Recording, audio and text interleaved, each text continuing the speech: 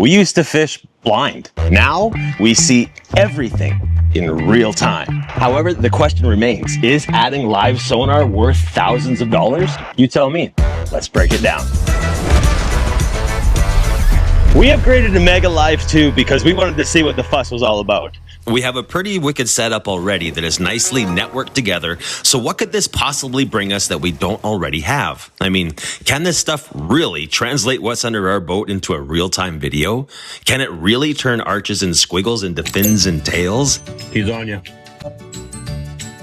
There he goes. Swimming away. Is it that much better and more detailed than the old way? And will this investment truly help me catch bigger fish and more of them? Yes, it can.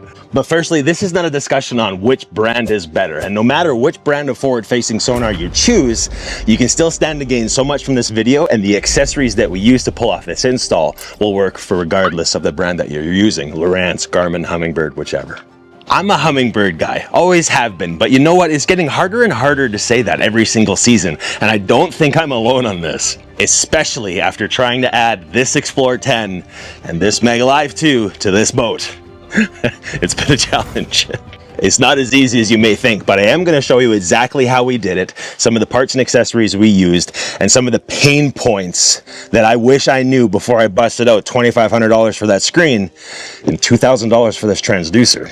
All right, look, I got a coupon for all of that. But firstly, let's make sure everybody's on the same page when it comes to sonar and exactly what this technology is capable of doing. Here's the best way I found to compare it. Imagine you're looking at a city from above, trying to find out where your friends are right now. Well, old sonar, conventional 2D cone sonar, will tell you about a 50 block radius of where they should be, or at least where they were a few moments ago. Mega side and mega down imaging will narrow that down to about a 10 block radius.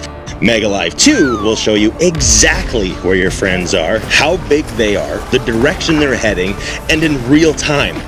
There's a fish 50 feet over there. Being able to tell where the fish are and even the direction that they're heading in allows me to strategically place my slip bobber or whatever I'm using in front of them so that I can not just watch them bite the hook, but I can watch their reaction to that lure and that presentation in real time. And that type of information only comes from live sonar because everything else is nothing but a picture of what has already happened. The only work I have to do is spin this handle around and scan the water. The head unit tells me the rest. And remember, this thing is scanning using just over 1 megahertz, 1.05 chirp megahertz. So the image and the detail is next level. Instead of arches, you'll see fins and tail movement. It's the best thing you can get short of hopping in the water and filming the fish with a camera. We have 3 Helix screens on our boat right now, networked together with our Minn Kota. So in my mind, I should be able to just take this Helix screen off, put the new Xplore 10 in its place, plug the Mega Live 2 into the network hub, and away we go. Wrong. But what Humminbird didn't tell us is that this network switch does not like getting mixed signals. It cannot separate Mega Live 2 from everything else and send only the right data to the right screen, which is a real pain in the butt. It needs to be simpler than that. Uh-oh, that sounded bad. Installing this Xplore 10 head unit was actually super simple. The Xplore series is slightly wider than the Helix series, so you do need to use the Xplore gimbal bracket, but the footprint is the same, so we didn't have to drill new holes for the screws. But that's a win, because I hate punching holes in my boat if I don't have to. And getting back to the network issue, here is where we ran into the problem. When we came along and connected this Mega Live 2 transducer into the network, it immediately canceled out everything. I mean, nothing here would work.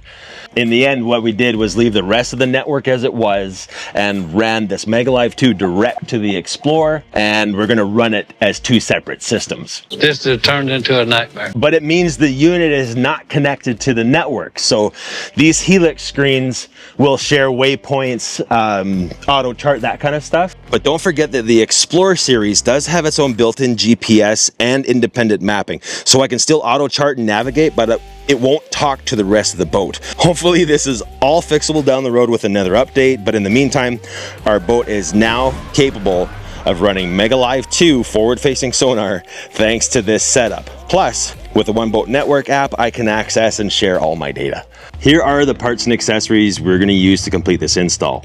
The ArcLab pole, ArcLab clamp, the plate, and then a couple ram mounts that we can use to help secure it all together.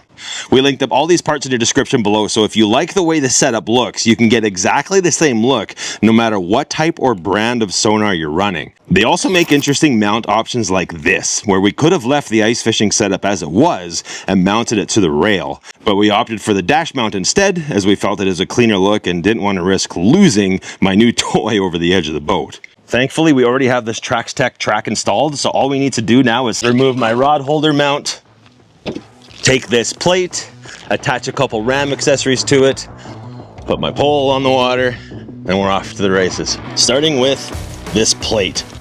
Now, if you don't already have a track system installed on your boat, we definitely suggest getting one on either side or both sides of your gunnels, because it's so easy to add, rod holder accessories, filming accessories, camera holders, and even now Mega Live 2. So I take this plate, I loosen off my screws, I slide it in here in the track, and I'm gonna put it right about there.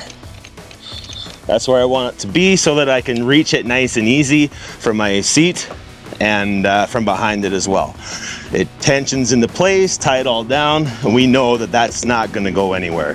One piece done, simple. Okay, step 2, we're gonna take this ram mount and we're gonna put it right on top of that plate. That's gonna go there. Again, all these holes are all pre-fabbed, so we line that up and then we're gonna secure it to the plate. There, that's slick and easy. Next, we're gonna take this double socket arm from ram mounts as well. We're gonna take this, connect this to here. I wanna insert this as well, which is the ball that clamps onto the pole. There we go. Starting to see it come together. Looking good. Now you can snug this up a little bit, make your fine adjustments before you clamp everything to place, because we do not want this moving once it's in the water. Okay, we're getting close, but we've got to get this clamp around the swivel part of the pole, but it's starting to look pretty slick. Okay, I'm gonna slide this down a little bit so that it's right at the top of that. I don't want a big long pole sticking straight out. Make sure this is nice and straight. Everything securely into place. This is friction fit, snaps in. Right, there we go. Now I come back to my ram mount and I finally tighten everything into place so that we know for sure that this isn't gonna go anywhere. Beautiful, looking good. The last thing we do finally is attach our transducer and we're good to go. And then I take some of these cable connectors, making it look neat. Now, this runs to my Xplore, and I scan the water, and I see where the fish are. It's that simple. So when we installed this Xplore screen, we ran all the cables, the power and the network down below the dash and into a coil underneath the dash. So when we pull up onto the lake, we use our side imaging network, our Helix units. We use the side imaging, down imaging to kind of get a rough idea where the fish are. And then we turn on our Mega Live, drop this into the water, and then we get to work. And this goes in super simple.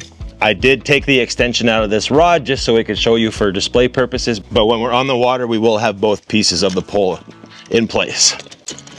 Come in here, slide that in there, and just like that, 1, 2, 3, we went from running our 2D Mega Imaging to running Mega Live here on the Xplore. The great thing I like about Mega Live so far is it's very fast paced and it's a lot of fun to watch. It gets everybody involved. One person's here running the handle, scanning, and telling where the people to cast. I would sit here, I would look at my display and I would say, okay, there's a pot of walleye 10 feet over there. They look a little smaller, maybe I wouldn't waste my time with that.